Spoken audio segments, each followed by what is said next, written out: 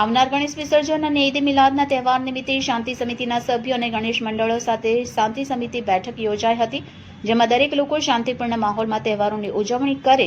તેવી સમિતિના સભ્યોએ અપીલ કરી હતી. તાજેતરમાં જ સુરત શહેરમાં ગણેશોત્સવ દરમિયાન પથ્થરમારાની ઘટના બાદ ભરૂચના ગોકુળનગરમાં ધાર્મિક ઝંડાઓ અને તોરણો લગાવવાની બાબતે થયેલા કોમી છમકલા બાદ પોલીસ તંત્ર સજ્જ બન્યું છે. ત્યારે આગામી તારીખ 16મી સપ્ટેમ્બરના રોજ મુસ્લિમ સમાજ દ્વારા ઈદ એ મિલાદના પર્વની ઉજવણી કરવામાં આવનાર છે, તો બીજી તરફ હિન્દુ સમાજ દ્વારા તારીખ 17મી સપ્ટેમ્બરના રોજ ગણેશ વિસર્જન કરવામાં આવશે, જેને ધ્યાનમાં રાખી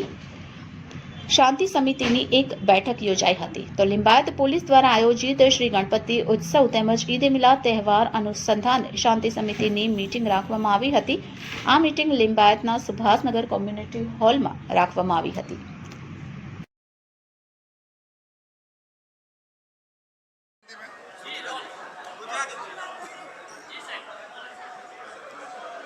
આવનાર 16 તારીખના રોજ ઈદના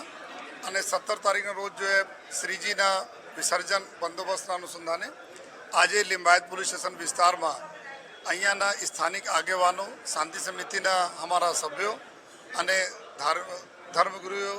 આપણા વિજયાનંદ ગિરી બાપુજી અને સૈયદ બાપુજી અને તમામ અમારા જો મીડિયાના મિત્રો, અમારા અધિકારીઓના હાજરીમાં આજે એક શાંતિ સમિતિના મિટિંગ રાખવામાં આવેલ, જેમાં આ વિસ્તારમાં जो एक मिनी भारत तरीके गढ़ाए છે, આમાં ખૂબ સુખ શાંતિ રહે, તમામ તહેવારો ખૂબ સારી રીતે મળીને હળીમળીને ઉજવે અને નાની કોઈ બાબતો હોય તેના પોલીસમાં તો લેટકો કરે અથવા પોલીસને બતાવે અને આ બધા ચર્ચાઓ સાથે જો આજે જો મિટિંગ અહીંયા થઈ, અમે અહીંયા આજે બંને અમારા ધર્મગુરુ તરફથી બી લોકોને ખૂબ સારી રીતે સારી વ્યવસ્થા સાથે જો શાંતિ જાળવી રાખે અને સાથોસાથ જો તહેવારોને ખૂબ સારી રીતે ઉજવે એના પર જો આ બધા અમારા ધર્મગુરુ તરફથી સૂચનાઓ આપવામાં આવી અને એનાથી વચન પણ લેવામાં આવ્યા. અને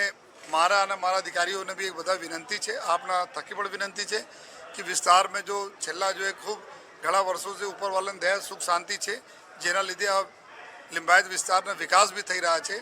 અહીંયા લોકો જો અલગ અલગ વિસ્તાર, દેશના અલગ અલગ રાજ્યોમાંથી જો નોકરી કરવા માટે, રોજગાર માટે આવ્યા છે, તો એના અમે બધા લોકોને ગૌરવ છે કે સુરત શહેરના આ વિસ્તાર જ્યારે બધા લોકોના દિલ ખોલીને